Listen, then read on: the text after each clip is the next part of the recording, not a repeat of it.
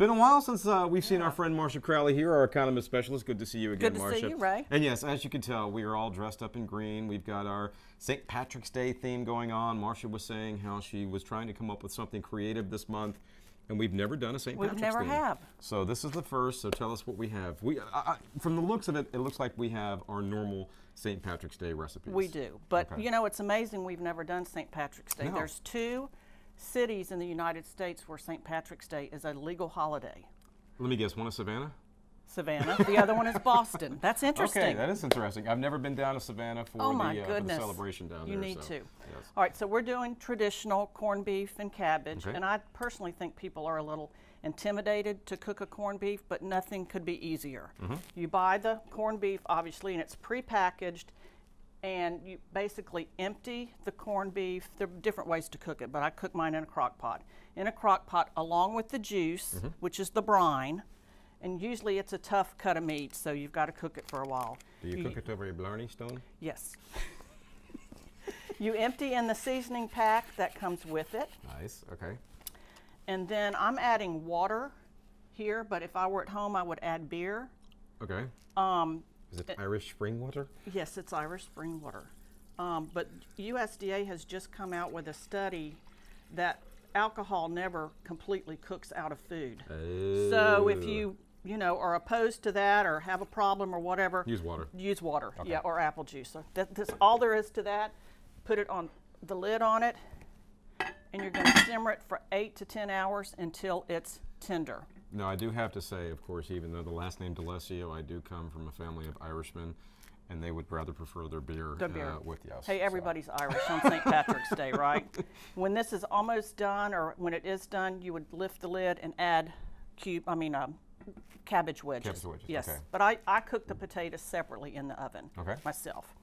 Okay, then we've got here another traditional St. Patrick's Day dish, which is corned beef hash, and it's a great use for leftover corned beef. You could also make a Reuben sandwich with it. Nice, which I like. All right, we're going to pretend that that is hot, but this is a cup of onion. You can also use your leftover potatoes. You're going to add that to this frying pan.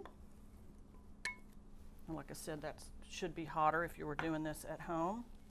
Cup of onion, 2 cups of diced potatoes, and 2 to 3 cups of cubed corned beef that's already cooked that you have left over from St. Patrick's Day. Okay. If you get up the next morning and need a hearty breakfast, this is your Something man to right soak here. up the adult beverages from the night before, Yeah, possibly? Possibly.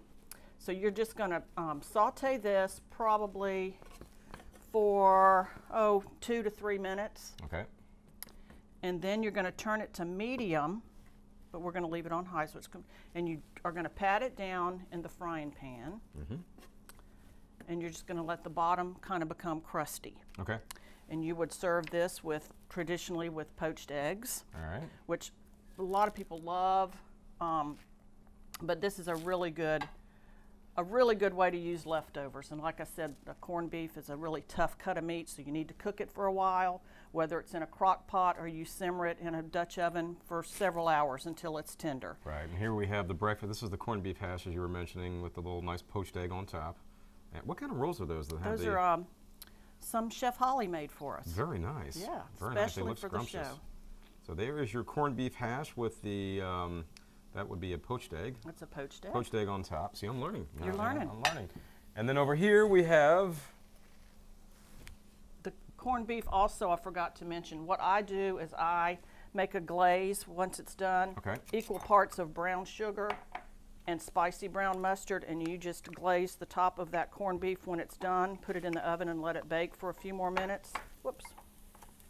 And you just put any particular type of mustard, or Spicy brown. spicy brown mustard? Okay. And so that's what the glaze is on there. And you Okay. serve it with carrots, cabbage, and the new potatoes. And there you have it. And you may have said this, but I got so excited. How long do you put the?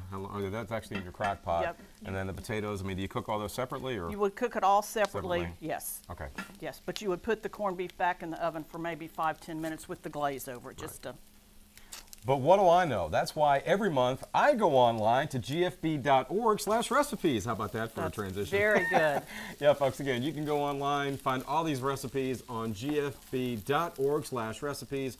Like I said, everything is there for you in detail. If I can do it, you could easily do it. Marcia? Happy St. Patrick's Happy Day. St. Patrick's Day. Good to see you again. Good to see Thanks for you. playing along. Great spread here. And folks, we will see you again next month.